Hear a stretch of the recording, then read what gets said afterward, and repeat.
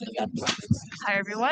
Thank you so much for coming. The Human Rights PIC is really grateful to Kenneth Roth for being with us today, as well as to the Carr Center for co-hosting this event. Before we start, I want to note that, as you heard, we are recording this event. If you have any concerns about that, you can speak to Emma.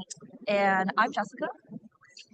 Maria, we're both MPP2s, and we're the co-chairs of the Human Rights PIC.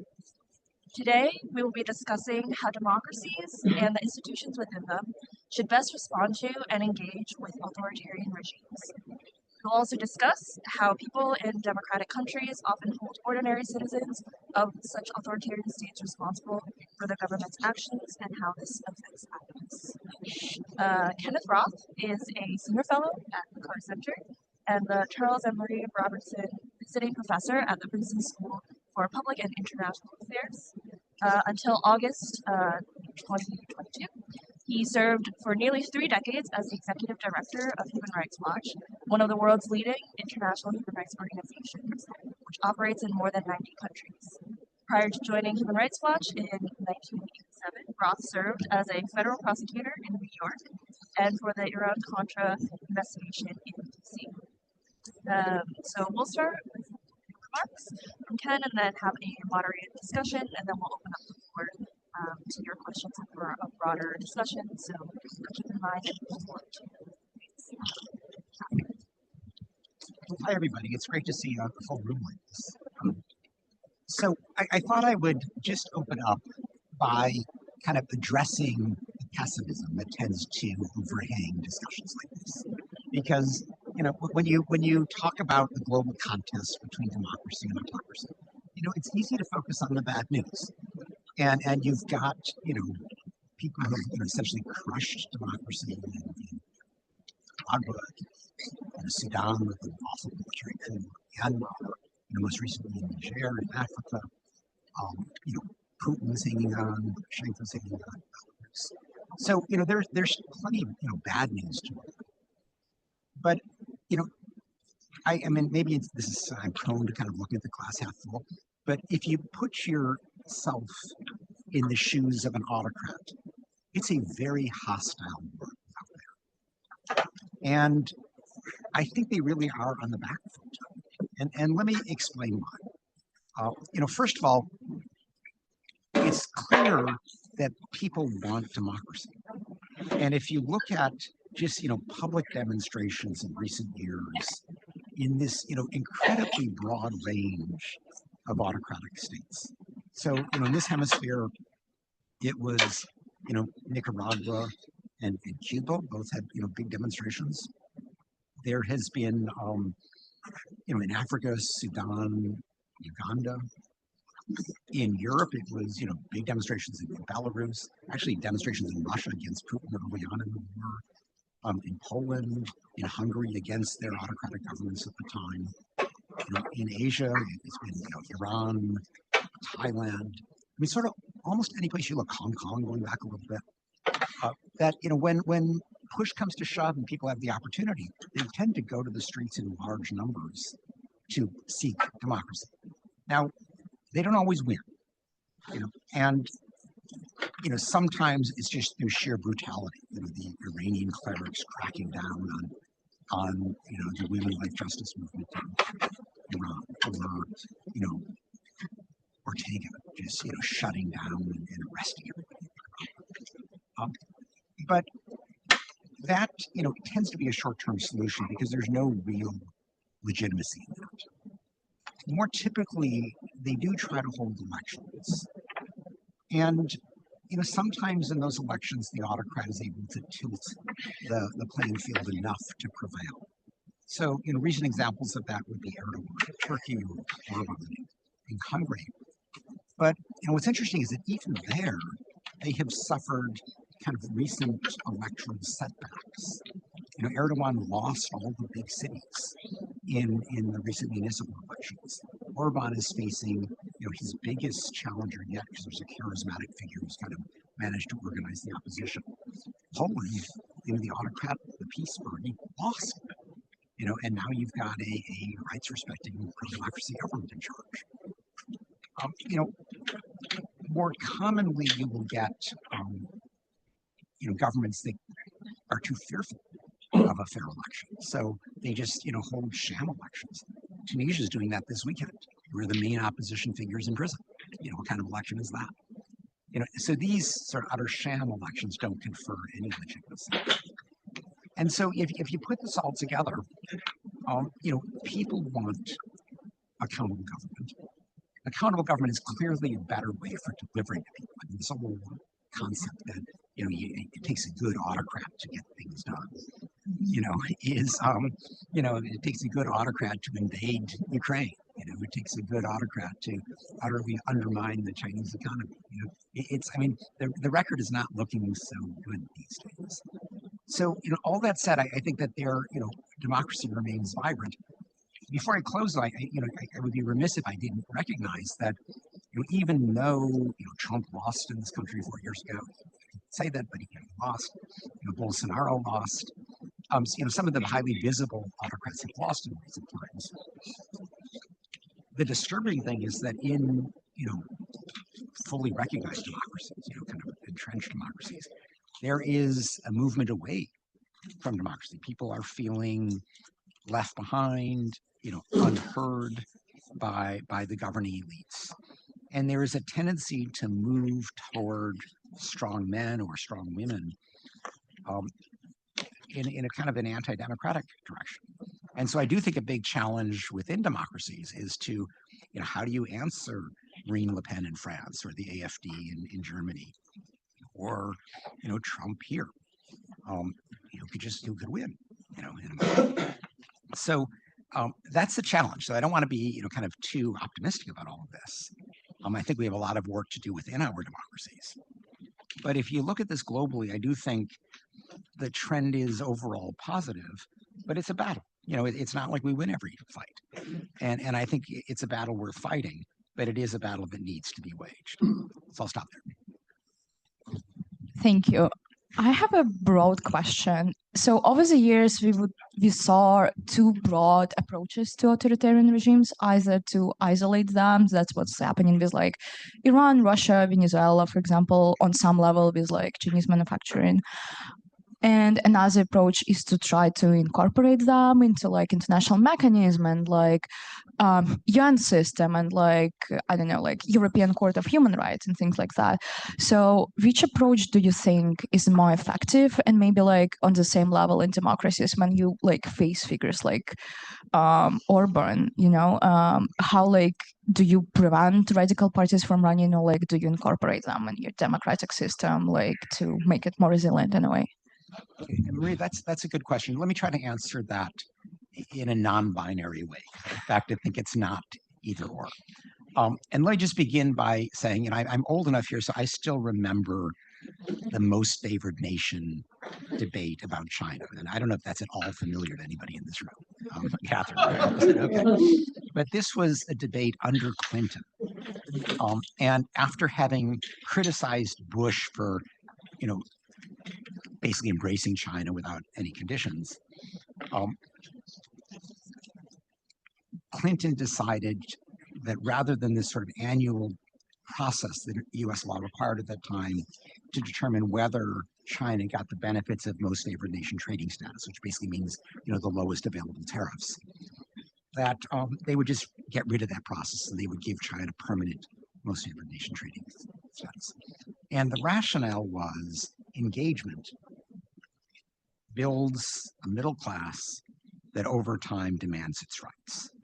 And it was a great theory because it was a costless theory. You as America don't need to do anything that requires sacrifice. Just trade, make money, and everything will get better. And, this is now an utterly discredited theory because we've seen that China has gotten, much richer over the years and has just entrenched its dictatorship. It's used much of this money to build the world's largest surveillance state, to imprison 1 million Uyghurs, to use the Belt and Road Initiative to buy votes at the UN around the world. It's the money hasn't built at least an opposition that is able to assert itself. You can say the same thing with Putin. Russia's gotten richer, and he's rebuilt the military and invades Ukraine. So I think this idea that mere trade, mere engagement is sufficient as a human rights policy is utterly false.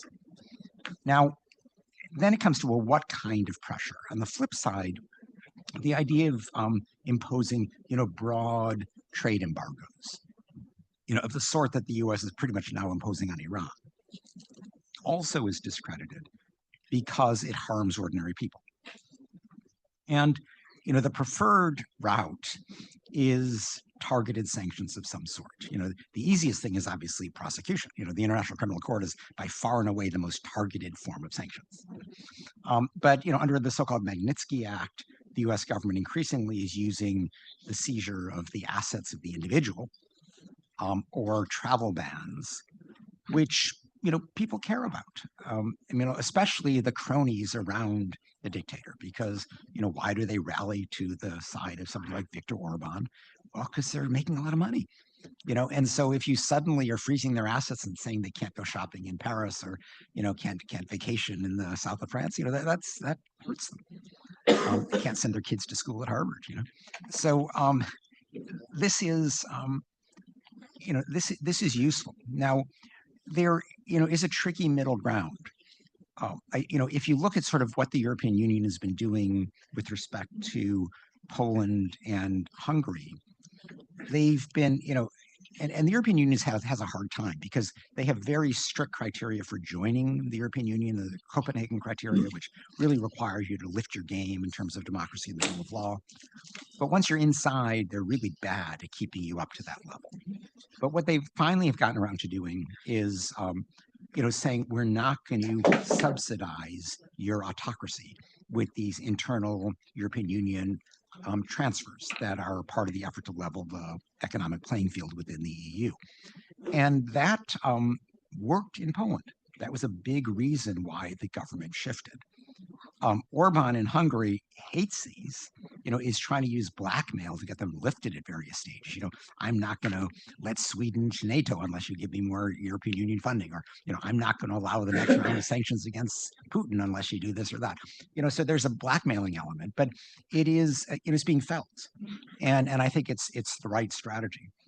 It's a bit more undifferentiated than a mere visa freeze, but it's still aimed at the government, not the people. It's not cutting off trade.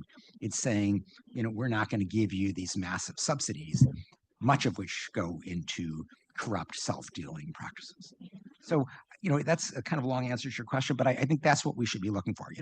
Mere trade is not a human rights policy, but we should be looking to pressure governments to change the cost-benefit analysis of repression. And in the more targeted way that we can do that, the better.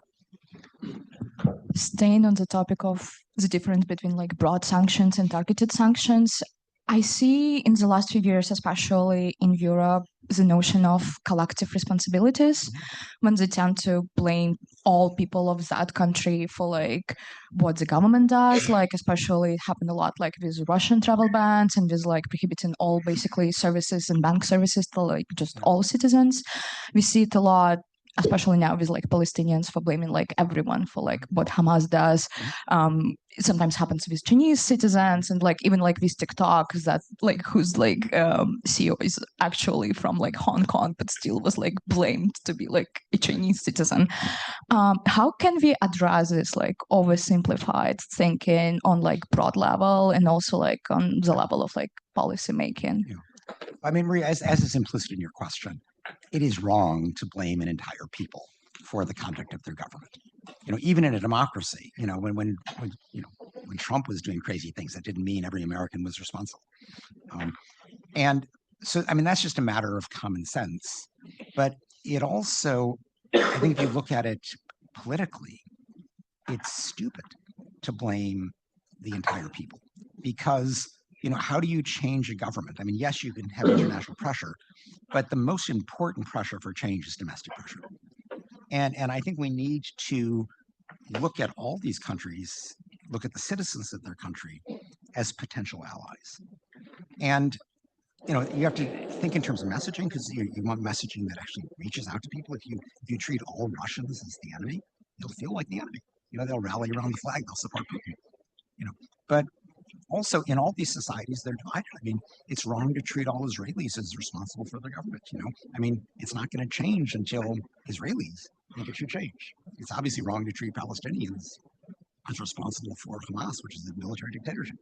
So it's, I think our aim should be to embrace potential allies in all of these societies, help to, preserve some political space for them to operate, and back them as much as we can as they're seeking a more rights respecting response to whatever the problems they're So bringing this a bit closer to home for all of us here, universities like HKS, affiliated student groups, and even student-led trips often see them platforming and inviting high-level officials, including those that have overseen or carried out major human rights violations. Universities also often receive funding from such governments. So in this context, how should universities think about balancing sort of fostering academic exchange and a diversity of opinions without essentially platforming, propping up, legitimizing oppressive regimes, and sort of, especially coming from the human rights pick, how can students who care about human rights better navigate these spaces and respond, especially with the rising crackdowns on student activities and activism on campus? There's a lot in that question. All right. Let me, Jessica, try to divide it between the funding question and the speaker question. Okay. Now, in the question of funding, I think universities are actually doing a terrible job of this. I mean, when I was running Human Rights Watch, I had to deal with funding questions all the time. One basic principle we followed is we don't take government money from anybody. And now that made sense for us because we were in the business of criticizing governments. I don't object per se to universities taking government money because obviously, if you take a National Institute of Health grant or whatever, there's not a lot of strings attached to that. But I do think you've got to be careful about government money that explicitly or implicitly violates a core principle. So, at Human Rights Watch, my core principle was independence and objective application of human rights standards. I wouldn't take money from anybody that wanted to undermine those principles. University, the core principle is academic freedom. And so, if UAE wants to fund you, not if that means there's certain taboo topics. And I should note that this is not only a problem of governmental money, it can also be a problem of private money. I mean, I won't name the institution, but a sister institution, you might say, of Harvard has a huge China center funded by a private individual who is big into engagement with China. And so you can write about engagement, but you can't criticize China. That's horrible. You shouldn't, that kind of, whether it's explicit or implicit, I don't know, but that effective conditionality the answer to that should be no. We're not going to take money on terms that violate the core functions of a university, which is free inquiry, free speech. On terms of speakers, I'm a bit of a libertarian here, so I would actually, distinguish between, on the one hand, honorary degrees, where you really are blessing somebody, and you just shouldn't do that with certain abusive figures. And there may be other situations, if there's a big honorary something or other, you don't do that. But that said, I think it's good to hear from these people. And there's a right way and a wrong way to hear. I mean, I spent way too many years going to the World Economic Forum in Davos. And, it was interesting to hear Xi Jinping or Vladimir Putin, but the Davos, they were horrible at the way they did this, because they would bargain with these people to say, what complete softball approach can we give you? So, Klaus Schwab, the head of the World Economic Forum, would, I remember this time, the last time Xi Jinping showed up there and he gave this wonderful speech about how this guy stands for the, global order and the rule of law. And it was, puke-inducing. It was awful. And then the guy gives a speech and there's no questioning. The tradition at Davos is you've got a panel and you answer questions and you have to submit to independent inquiry. None of this happened. So it was just a pure propaganda forum. You should never allow that. But, if you want to invite, some autocratic figure here who is really going to then be challenged, it's good to hear their point of view. only though if there then is an opportunity for that to be challenged. And I don't mean balancing a panel with a critic, but really making the person answer, and so in those terms, I actually am fine with bad guys showing up, but it has to be sort of in the right circumstances, because that's how you really learn. And there is value to hearing these people. I mean, I've met with abusive leaders around the world. I like to hear them speak. You learn a lot, but it has to be in the right conditions. I have last very broad question on ways how we can address authoritarian regimes, especially from the point of view of like Western institutions and international organizations. And just to make an example, like I'm a Russian human rights defender and I've been working with political prosecution for years. And the year before the war, we went to like all international organizations. We traveled to Brussels to talk to European Union, saying that we saw something big was coming and that like the situation deteriorated so quickly. And it was like obvious that they were preparing something and no one wanted to listen to us. And like Russia is even like a big country. So like in some ways, it's not, Myanmar that like most people will just forget about that. A lot of bad things are happening there. So when Western institution react, it's usually a huge catastrophe or like international war, like something like what's happening in the Middle East right now. So like it seems that in some cases even that is not enough. So my broad question is how can we change policies of like governments and like international organizations so that they're more interested in addressing human rights issues more proactively in developing countries and not just like reacting when something already happened? I wish I had an easy answer for you on that one. And I think we have to recognize that even governments that purport to promote human rights in their foreign policies have limited bandwidth. And same with UN institutions. So there, is a tendency for them to primarily address the disaster situations where it's already gotten bad. There, if you're dealing with a situation that you fear will get bad, you're often better off there working through something that has a bit more bandwidth. So, the local embassies, for example, of the European Union or the US government, they care about that particular country. So that's always a good place to start because they do have the bandwidth, and they can do things even in terms of statements that, do make a difference, even if you're not going to get the capitals back home to care.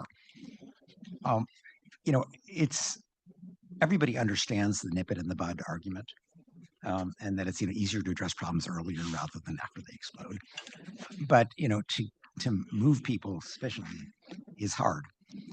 There are obviously a more principled approach just by Western governments sends a broad message that rule of law, democracy matters.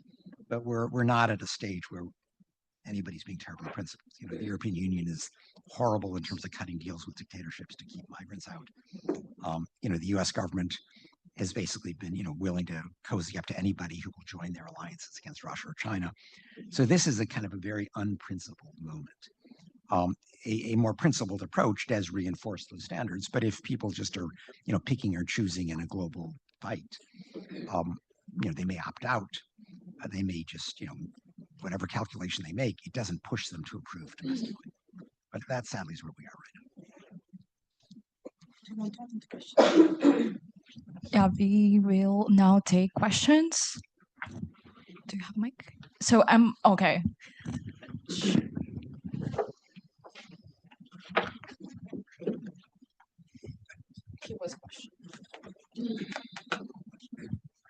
Hi, I'm Ray, MCMPA. I'm from the Philippines. So you talked about, autocratic leaders and democratic leaders, being elected or being in power as a result of populism, and that happens in our country, and You've experienced that, yes. and we continue to experience that. But my question, because you talked about you don't blame the people for their leader, but you also have a system of elections, right, where people use populism as a way to move forward and be elected. So I wanted to just ask, is it more fundamental to address the issue of populism, or you talk about working on the leaders? Because there will always be an autocratic leader who will take advantage of an opportunity and identify a hot issue that will galvanize an entire set of the population. That's a good question. I mean, the Philippines, is a good example. I mean, the Philippine people elected Duterte, but I don't blame the Philippine people for then the summary executions of supposed drug dealers that he launched. I mean, yes, he had already done it in Davao City. They knew his background, but that said, he was the one who was doing that, and that's where the pressure rightly was focused. I still hope the International Criminal Court charges him, which is quite possible. Yeah. But I think you're asking a broader question, which is to say, what can we do to resist populism in general? And by which I mean, I've defined populism for these purposes as, leaders who, appeal to base instincts in order to build a majority. And they tend to be, anti-human rights appeals, typically targeting some scapegoat for a nation's problems. And they, almost always are immigrants, but they also could be, other minorities. And the point is always to kind of find some other that you can blame for a nation's problems sufficiently to galvanize the ethnic religious majority of a country to vote for you. And so it is it's fundamentally an anti-rights appeal, which requires us to come up with sort of more broad-based arguments for why rights matter. And there are different ways of going about this, and there's not a single route by any means. I mean, I think one is to get people to recognize that if you countenance exceptions to the protection of rights for certain disfavored subsets, that weakens the entire edifice, and it's just a matter of time before they come for you. And that's kind of an abstract argument, but if you take something like Bukele in El Salvador today, who is popular and is just arbitrarily picking up young men, poor young men, and detaining them in horrible conditions. And I think the crime is down, so he's popular. He's really neutralized the gangs. But the way to fight that is to show how he's devastated ordinary families, because a lot of people being picked up are just young men, who had nothing to do with the gangs, and creating a sense of why ordinary people need rights and why a government's disregard for rights can affect them is over the long term, I think one way to fight. Another is that is to talk about the dangers of unaccountable government, because that's what all these autocrats are. And we've had now some very high profile examples of what happens when you have an autocrat who surrounds himself with sycophants, doesn't tolerate dissent or debate, and can make horrible decisions as a result. I mean, that's what Putin's invasion of Ukraine was. He was like still mid-COVID, and he was in utter isolation and was reading these history books and just, on his own decided. And you could see even when he announced it, the generals were trembling that they might mouth the wrong words. There was just no debate, and that's what you get. And now Russia's stuck with it with really devastating consequences. I mean, leave aside Ukraine. China has gone through this. I mean, first it was zero COVID when way past Omicron, way past the view that the realization that this was impossible. Then there was like the abrupt lifting of zero COVID when the protests emerged, but with zero preparation. So no bringing in the mRNA vaccines, no investment in the intensive care units or the hospitalization that was going to be required. So many people died needlessly, and they just suppressed those statistics. And now with the economy, she is prioritizing his power and is continuing to pursue this government-led investment strategy, downplaying consumer demand, never is building up the social safety net that would allow people not to save 40% of their earnings in these pathetic bank accounts that don't pay anything. But Xi Jinping likes that because it has all this capital to play with. So and now he's, just the last week has tried to make amends, but it's really unclear if that's going to work because he's has an economy that has really slowed down when his main claim to legitimacy is a growing economy. So I think we can use these examples of, what happens when you have an unaccountable autocrat, and that's not even counting people like, Maduro or, the real disaster cases, the Iranian clerics. But the more we talk about that, the more we get people to understand as a matter of self-interest that, democracy is hardly perfect, but if you have a government that does have to answer to the voters, that is criticized by the media, where there is a vigorous civil society, that's your best bet for the kind of debate that comes up with enlightened policies for governments to follow.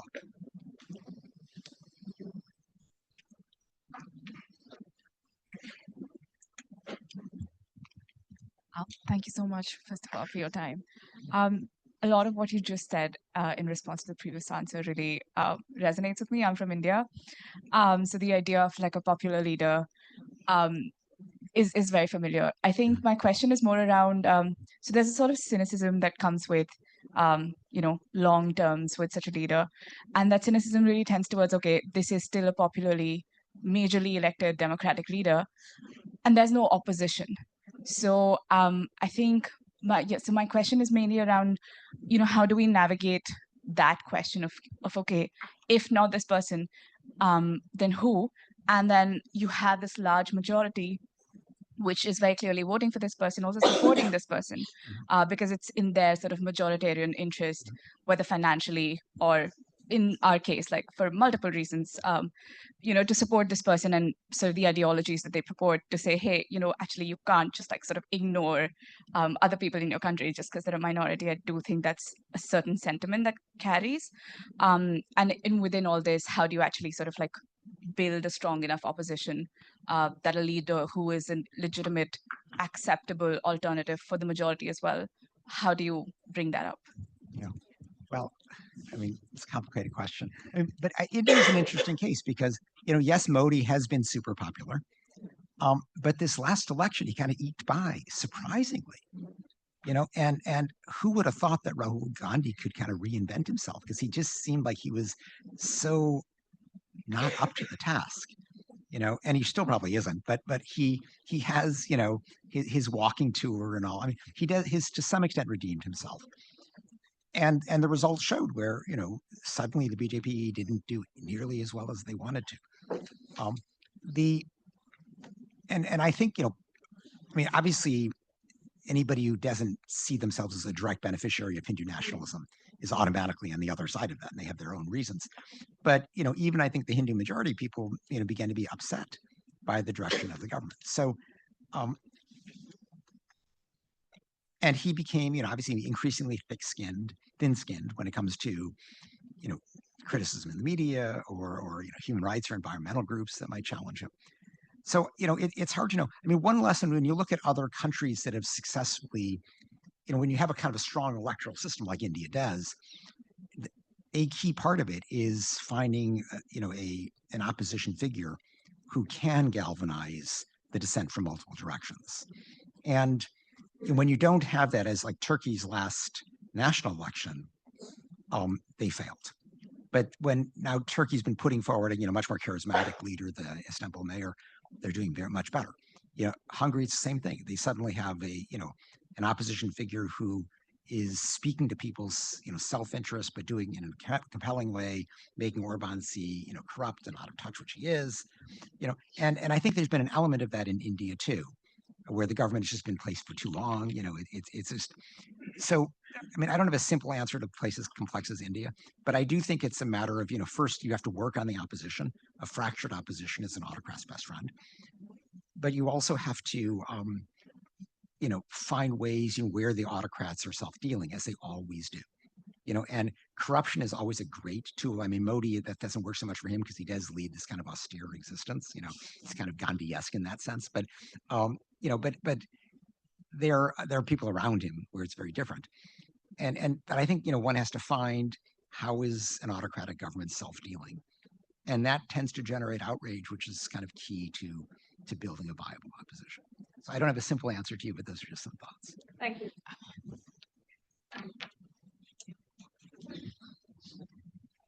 Hi, thank you for that conversation. This is kind of long because I want to give everybody the context. I'm Chris. I'm from China, and I'm studying for my MPP degree here. So I would like to ask a question from the civic community perspective, since that's where I've been working. So since our political space, as we know, started to reduce rapidly, maybe around this 10 years, we lost most of our NGOs in gender and basically all our NGOs in labor rights or our space in labor rights. So you can see this phenomenon in our community of activists and dissidents that some are losing hope or get just dispirited, and some when they see the authority is actually losing its legitimacy due to that economy decreasing, they will kind of turn to accelerationism, actually we should not do this to build civic muscle or something like that. We should just wait for this authority to lose its credibility, something like that. So I know that we say that we always fight for this because we also already have a very little space, so you don't want to just give up and lose it all. But I wonder if we have a better rationale here, instead of just keeping telling people to fight.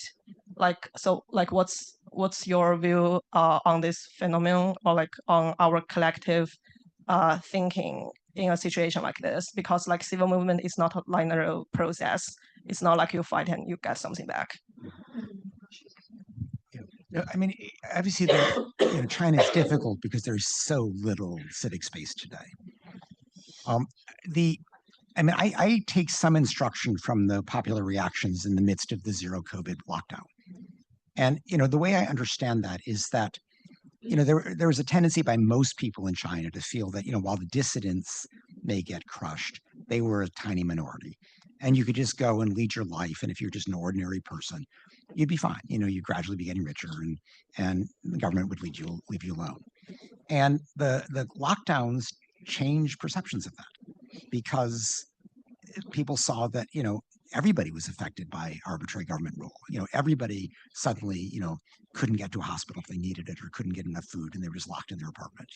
And so that, generated these sudden broad protests, which quickly moved beyond zero COVID to take on Xi Jinping. And I think we should, be looking for other opportunities like that too. I mean, you talk about, women's rights.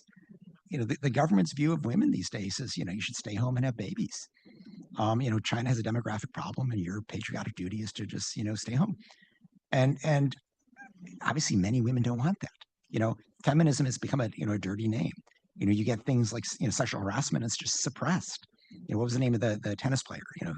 What happened to her was just appalling. Where she very publicly, was assaulted basically by a senior official, and then they just forced her to shut up and pretend everything was fine. I think that those are good examples that can generate, kind of broader outrage. So and I think this is a moment of opportunity, because when the economy is doing well, people do tend to just go along with it. But with the economy stagnating now, and particularly, youth unemployment very high, this is the moment where people can talk about, is this the only way that we can live? Is this the only system that we have? So I think that this is a moment, and even though I recognize that activism within China is very hard, here you are in the diaspora. You actually have an opportunity to talk in a way that people inside China don't. And I understand there's spies around, and you're worried about people reporting back, and getting your parents invited to a cup of tea or whatever. These things happen, but nonetheless, there is a relative freedom in the West, which is important. And the conversation here then does tend to get translated back home in useful ways too. So, that's, just some limited advice I can offer right now, but I would not give up. I do think that this is a moment to continue pressing.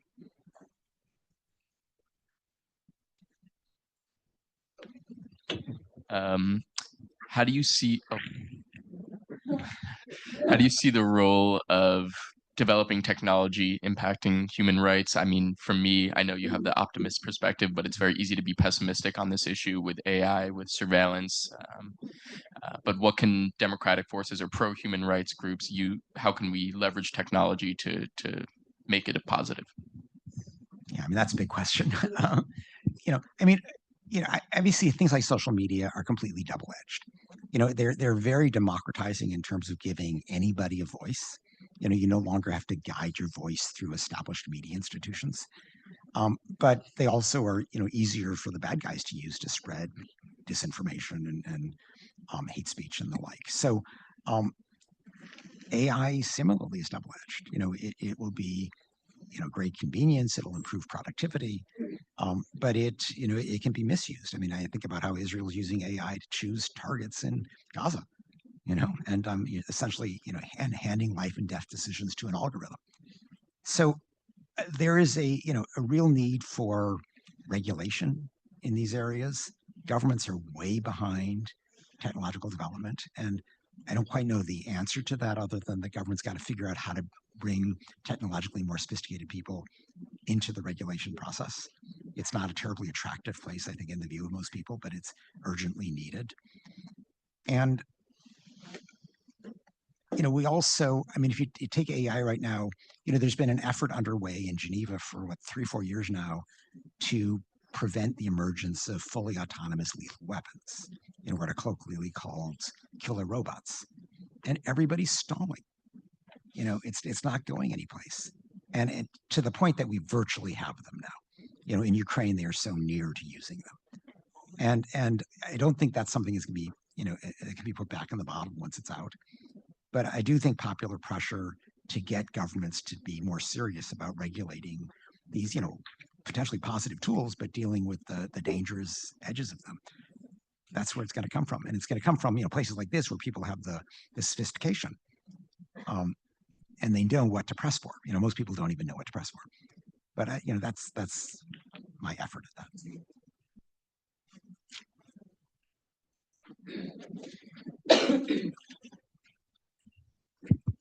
Thank you. I'm Geraldine Arias, a mid-career student from Nicaragua. I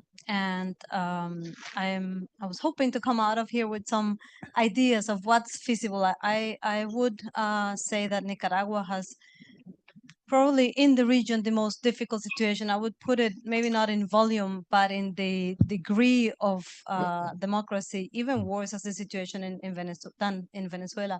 We have nothing left. Electoral power is in the hands of the president and his wife, the vice president. Judicial power, there is no media. He has banned import of paper, so there is no media in the country. The church has been alienated. All opposition candidates have been physically kicked out of the country. Most of them are in this country now. The whole repertoire of tools. And civil society has been removed all legal ability to function. So most NGOs have actually been closed. So what's left? At the same time, Nicaragua is developing we're a small country, so no one really cares. But the partnership that's developing with both Russia and China, in my view, is quite tricky. We're a small country that you can cross from Pacific to Atlantic in no time, coast on both sides. Why is the multilateral system, but also the US not doing more in your view, or what could be done? Some sanctions have been just a little slap in the hand of the president. Thank you. Yeah, I mean, you're right. It's a dire situation. I mean, Ortega is one of the few leaders who is, in large numbers saying you want to get out of political prison meant you go into exile. And exile is kind of his major strategy at this stage. So you're right. I mean, most of the leading opposition figures are out of the country. The advantages. I mean, Nicaragua is obviously it's small. It's not terribly powerful. They have no capacity to shut down information from abroad. So, and I don't know the economic situation well enough, but I would imagine that it's completely corrupt and the economy is going nowhere. I mean, it's kind of a recipe for that sort of problem. And so I think the aim should be to speak to the Nicaraguan people who are still there, and to talk about how Ortega's the Ortegas are just serving themselves, and that this is not a government that is answering to the needs of the people of Nicaragua. And that's, I think, the only way to gradually build, a significant domestic movement. Because it's not like, we're not going to get the Contras back. There's going to be no invasion. It's going to have to be a domestic issue. And already, there's obviously no Western aid to Nicaragua. I mean, a lot of the classic sanctions have already been imposed. So I think the best answer, because it can't close off the world in terms of information, is to try to find ways to speak regularly about the reality of the Ortega's rule to the people of Nicaragua. Thank you. My name is Florian, MPP student, and I'm from Austria.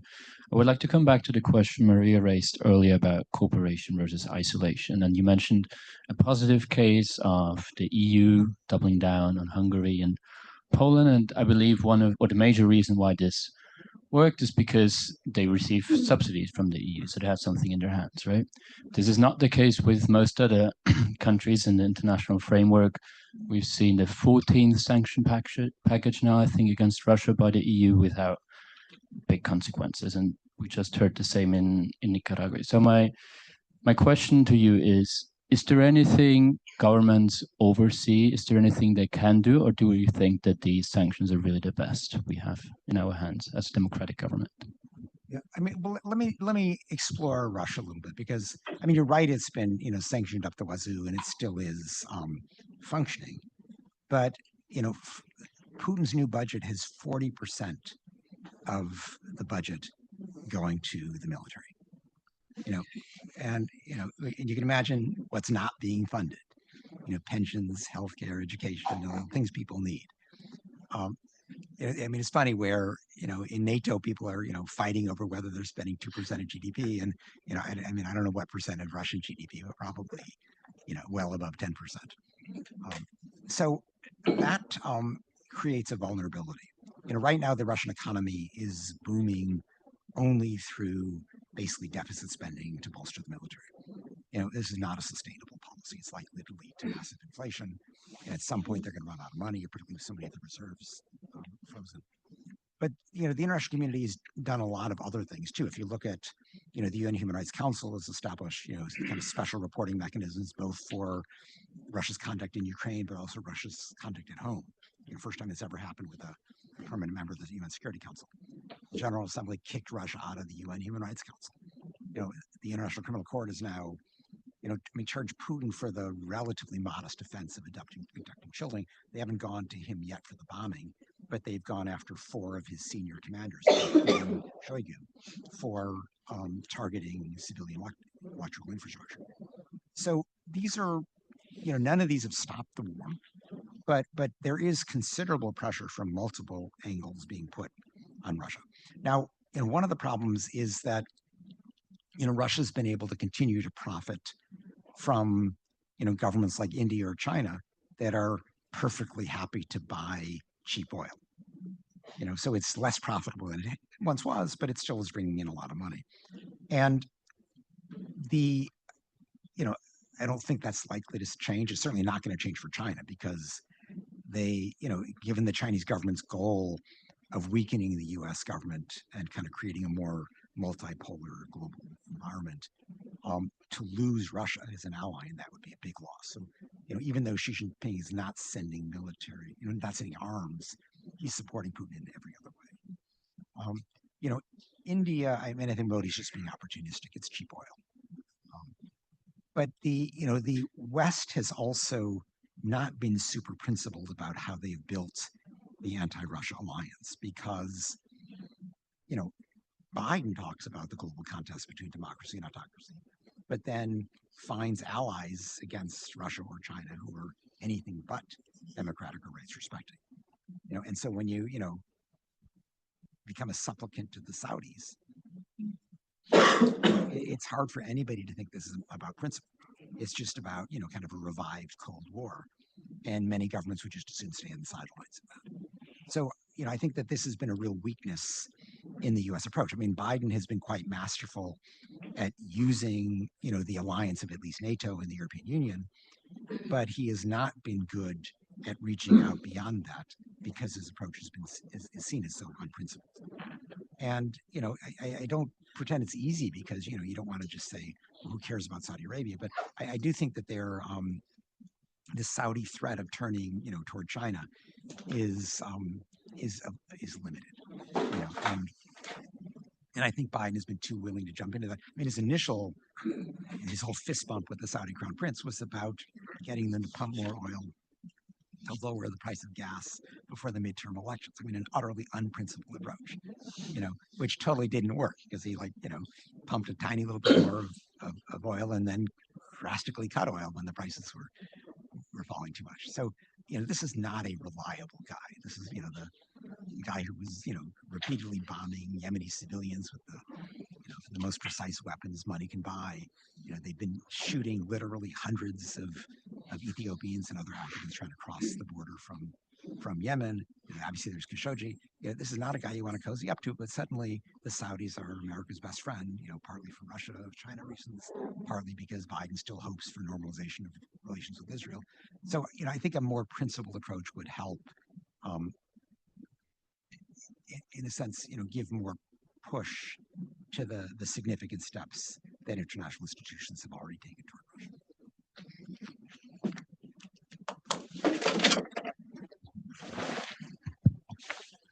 Good afternoon. My name is Daulat. I'm an MPP student, and so there's a theory that certain countries may be better off under authoritarian regimes.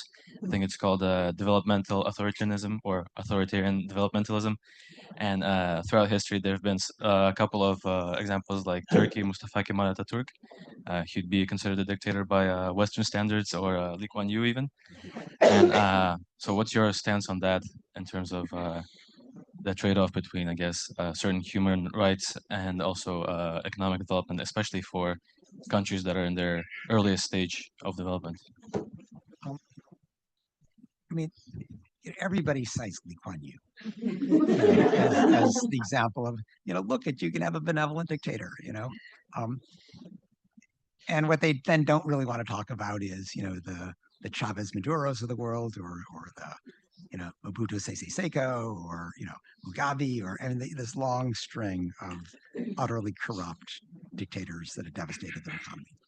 And so I think the best way to look at this, are you all familiar with John Rawls, former Harvard professor? Okay. So, John Rawls had this, in his theory of justice, a key device he used was the veil of ignorance. So if you're, trying to decide what's the right thing to do, put yourself behind this veil of ignorance where you're structuring a world and you don't know the place you're going to occupy in that world. So you could end up any place. And so set the rules from that position of ignorance, and they're much more likely to be fair. So if you take a variation of that, apply the veil of ignorance to the question of which country you would like to live in, knowing that there's a possibility you would get Lee Kuan Yew, but then there's, the Chavez Maduro option, which is much more prevalent. Nobody would choose the autocrat. It's just much too risky because the vast majority of autocrats devastate their countries. And if you're going to choose, where are you most likely to lead a decent life, you're going to opt for democracy. And I think that's the answer to this autocratic development thing.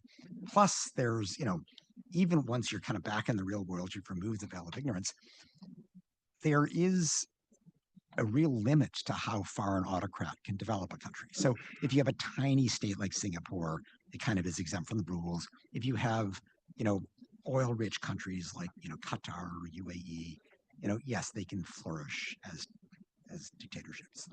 But any kind of country that isn't just living off natural resources, there is the whole middle income trap. And nobody has surpassed that. And so even, China, which gets all this credit for having brought millions out of poverty, first of all, people don't like to talk about it, how it's the same Chinese Communist Party that was responsible for the Cultural Revolution. So there's a very low bar to measure their success from. But also, who has actually prospered in East Asia? It's Taiwan, it's South Korea. It's governments that have actually turned democratic. They've completely gotten past the middle income trap. And the dictators haven't, including China. And indeed, the fact that the economy is plateauing now, many people take as just kind of further affirmation of the middle income trap. So, whether it's, kind of early days, do you really want to go and hope you're going to get Lee Kuan Yew? Or, even in these kind of more later stages of development where you're hoping for, to move into kind of the rich world's lifestyle, autocrats don't have a great record.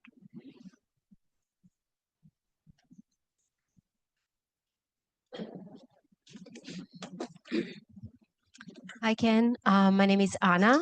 I'm from Brazil, and actually I used to work for Human Rights Watch. So nice to meet you here. So actually my question is a bit related to my colleagues, but much has have been said about the fact that authoritarianism is rising because democracy has not been able to deliver its promise, right? So democracy does not deliver security, access to food, to clean water, to education. And I know there's no one size fits all answer, but since authoritarianism is a global trend, I would like you to explore what are the options to not only strengthen democracy inside countries, but also for governments to better deliver, because, or if you have other ideas of what would be the antidote for this trend. Well, I mean, let me, since we're in election season here, let me answer you in terms of the United States, because it actually, in the US, it's not sort of lack of access to water or food. You know, it's the poorest segments of society vote Democratic. You know, they're the ones who are kind of more openly dependent on government social service programs. It tends to be, you know, working class people who are opting for Trump, and they're not starving; they're stagnating, and they feel not listened to, indeed, kind of sneered at by government. You know, and this is where I do think the Democrats are at fault, or the coastal elite are at fault. You know, there's this tendency to kind of look down at people in the middle of the country and say that it's their own fault and they're backward and you know, and I think that that's a mistake. That I think a more successful approach is for the Democrats to really try to portray themselves as, you know, speaking for everybody, and not just sort of focusing on the blue states, but saying, you know, we recognize their needs across the country and we're going to try to deliver.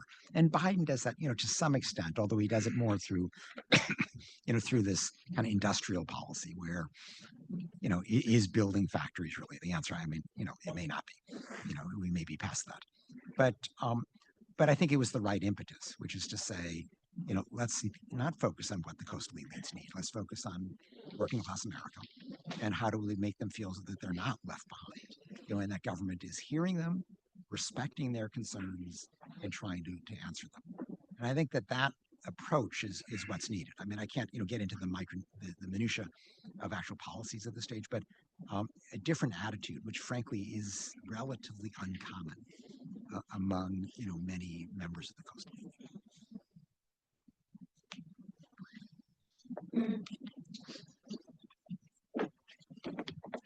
Thank you. I'm MPP1 student in HKS, and before coming here, I was working in the Ministry of Unification in South Korea. And for unification, North Korea's human rights situation is super essential for us. But I personally felt that it is really hard to attract the attention of international people, I mean, everyone. So, like, for example, people are more focused on the security issue like nuclear, but they are not relatively focused on the people who are suffering because of nuclear weapons. So could you give me an advice, like how we can get more attention and then urge people to do something for human rights issue generally? Yeah, look, I've had this conversation with Human Rights Watch's North Korea researcher, and you know, it is a very hard country to work on because, you know, one, it's so difficult to get information; it's extremely closed, and second, people feel it's hopeless. You know, that Kim Jong-un is just such an entrenched dictatorship, such a totalitarian system that, you know, how can you possibly move it? So, I mean, I'll tell you the advice I gave and that what we tried to do while I was there. First, you know, I said, no more big reports. You know, when you get, you know, solid information about particular situations, go with it. You know, it's just so hard to get information that just, you know, publish what you can get once you can show it's reliable.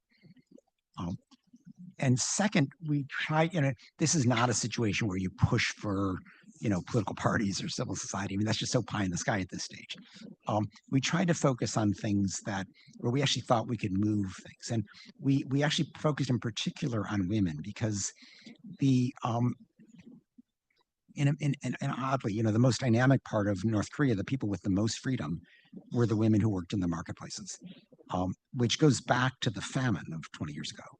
But while the men were stuck in these government factories making nothing, and the family was starving, it was women who didn't have a government job that were just allowed de facto to go to the market. And they end up being the big bread earners, not making a lot of money, but they were at least had the freedom of going to the market. Now, one thing that was really impeding them, and we ended up doing a whole report on this, is that they were preyed upon sexually by North Korean police because they were utterly vulnerable. And the police would just say, come here. And they actually were sort of, a number of them didn't even consider it rape. They thought of it as just a cost of doing business. Is what you have to do. And we were able to write about that. And there was a horror that people felt about that we thought that, okay, that was a productive avenue because the government didn't need to sustain this practice to keep in power. It probably, wasn't officially sanctioned. It was just happening. And so we tried to find things like that would, just open up to some degree the space that these women who already had a bit more freedom than others were able to exercise. So, that's not a panacea, but that's the kind of thinking that we pursued to try to just nudge things forward.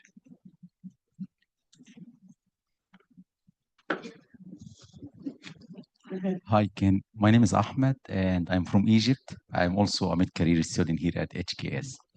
I think, first of all, thank you very much for sharing your optimism views. I joined your session yesterday, and I feel after 3 or 4 more sessions, I can be fully optimistic. So thank you. Because my role here is therapy. I think for me, the way I look at it, like when we look at authoritarian regimes and populism and what happened with election and the regime that you have, somehow it's clear for me. The main point I try always to think about is within democracies, how could the same element that we kind of analyze and look at in authoritarian regime applied here? Just to give a real example, today in the morning, I was reading a report that's shared by Harvard University about a survey that they did last year. It says that 45% of the students at HKS or at Harvard University, they do not feel comfortable discussing controversial issues. In addition to that, 50% of the professors at Harvard University do not feel comfortable facilitating a controversial issue. So I think about it, someone coming from the Middle East or many authoritarian regime, our colleagues talk and you said, here's a place you can talk. But if you come to this very institution and you still feel it's very difficult to do it in the US, within the US, and people losing their jobs and their careers, or being punished of talking to their opinion about something, what does this tell us about the freedom of the freedom of expression in a place like Harvard and in a country like the United States? How do you see this path? Thank you.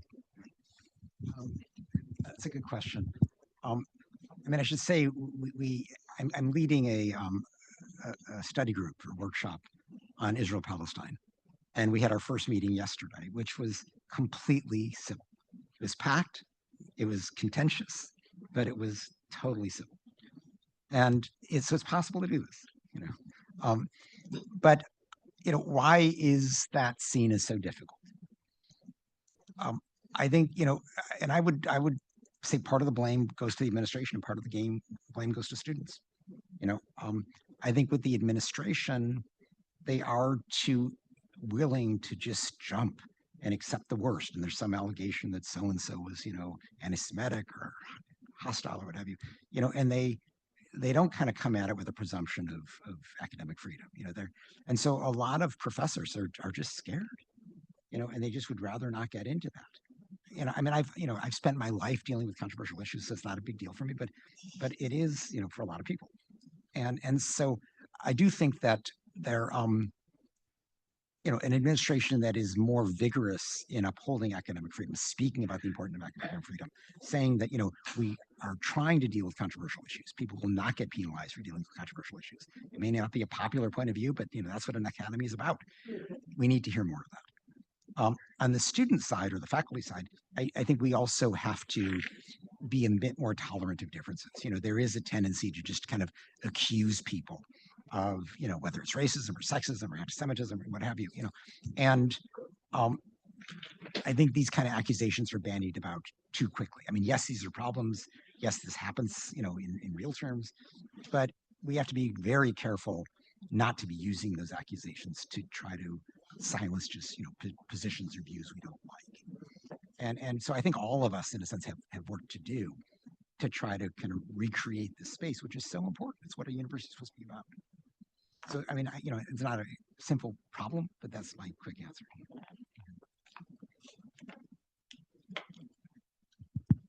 Thank you, everyone. I apologize if we couldn't get to your question.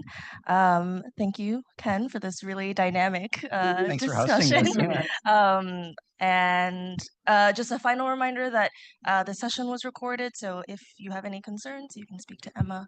But yeah, thank you so much for coming.